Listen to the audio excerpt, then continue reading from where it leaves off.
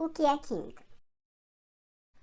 Há milhares de anos, os humanos aprenderam que o fogo pode queimar e transformar as coisas. Aprenderam a cozinhar para mudar sua textura, o sabor, a cozinhar barro para fazer recipientes mais resistentes e a fundir e misturar metais para conseguir materiais mais fortes. Sem saber, eles já estavam utilizando de química para transformar a matéria. Afinal, química é a ciência da matéria. Química é a ciência que estuda a matéria, as transformações da matéria e as energias envolvidas nessas transformações.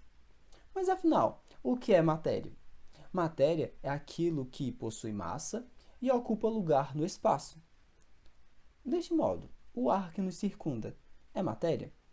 Um bom experimento para isso é enchendo um balão. O balão está preenchido por ar, então o ar está ocupando lugar no espaço, correto? Então, sim, o ar é matéria. A matéria ela está em todos os lugares ao nosso redor e ela se apresenta no estado sólido, líquido e gasoso. Mas do que é feita a matéria? Se utilizássemos um microscópio muito potente, a gente iria chegar até o átomo. O átomo é a partícula elementar e indivisível que compõe tudo ao nosso redor. Quando se junta dois ou mais átomos, cria-se uma molécula. Por exemplo, esta molécula. Esta molécula é uma molécula de água, né, formada aí por dois hidrogênios e um oxigênio. E milhares destas moléculas aqui formam a água que você bebe aí todo dia. E como surgiu a ideia do átomo?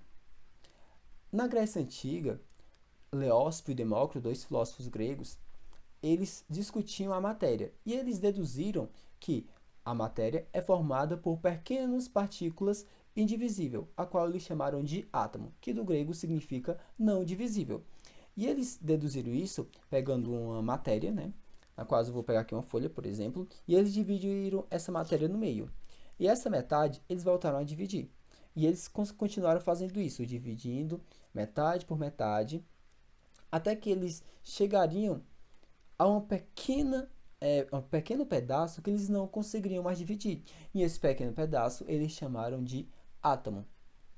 Só que no mesmo período, Aristóteles ele dizia que a matéria era formada por quatro elementos: fogo, terra, água e ar. Certo? Essa teoria dos quatro elementos ela foi mais aceita pela comunidade naquela época do que a teoria de Leóspo e Demócrito, né? Que é a ideia do átomo.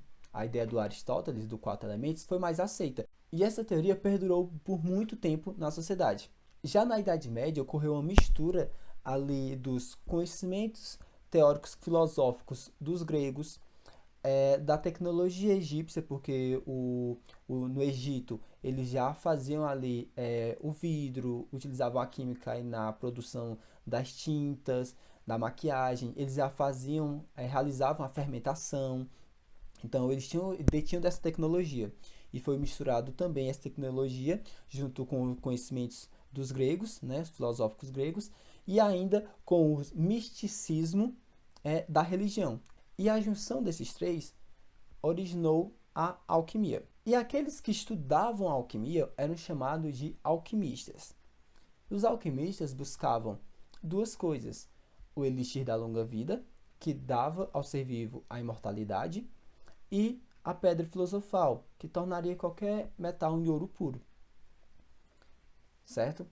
Só que por mais que eles não conseguissem, por mais que eles não conseguiram essas duas coisas, eles trouxeram muito benefício para a química, além de técnicas novas, né, de investigação, de experimentação, descobriram novos elementos químicos, novas substâncias. Então, por mais que essa tentativa deles fosse frustrada, eles conseguiram muitas coisas para a química. Só que a química ela não evoluiu tanto como ciência nessa época, porque os alquimistas eles faziam anotações, eles guardavam informações em forma de códigos, para que nem todos tivessem acesso e aqueles que tivessem não conseguissem interpretar os dados, não conseguissem saber o que estava escrito. Então, essa difusão de conhecimento não acontecia. Por isso que ela não evoluiu tanto como ciência. Contudo, isso muda ali já no final do século XVII com Robert Boyle e Lavoisier, Quando eles mudam o status da química, ele torna a química mais experimental e menos filosófica a partir do momento que ele começa a publicar os experimentos dele, os seus trabalhos, permitindo com que qualquer pessoa que tivesse acesso àquelas informações conseguisse reproduzir seus experimentos em mesmas condições. Então ele muda o status da química, né, de alquimia, de uma coisa mais teórica, mais filosófica, para uma coisa mais experimental, para uma ciência. E é por isso que Lavoisier é considerado o pai da química moderna. Então, ciência é um método de investigação do universo físico que permite responder a algumas séries de perguntas. Mas por que estudar química? Estudar e conhecer a química é entender como funciona o seu corpo, o corpo dos seres vivos, é entender a terra, a agricultura, a energia, é ser capaz de criar novos materiais que ajudem no desenvolvimento e fazem da vida mais fácil. É claro que nem tudo é mar de rosas, mas não é a química. O mau uso do conhecimento químico pode trazer vários prejuízos para o meio ambiente, para os seres vivos, para nós, né, para nossa espécie. E a gente pode ver isso, por exemplo, na poluição, certo? Na queima dos combustíveis, na poluição dos rios, dos mares. Mas não é a química, é o mau uso dela. Mas é importante lembrar que a química não é ruim. O mau uso do conhecimento químico que é ruim.